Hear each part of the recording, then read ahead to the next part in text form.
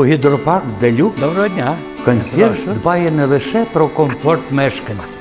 У консьєржа є ще один, не менш відповідальний обов'язок – дбати про якісне будівництво житлового комплексу. На будівельному майданчику працюють люди, які, як і я, обожнюють свою роботу. Адже ми всі причетні до великої справи. Будуємо якісно дім вашої гордості. У такій серйозній справі важлива кожна деталь і трішки секретного інгредієнту відданої та щирої любові. О, прекрасна моя. Зізнаюсь вам, мрії стають реальністю, коли дозволиш собі гідропарк «Делюкс». Дозволь собі гідропарк «Делюкс». Дозволь собі мене.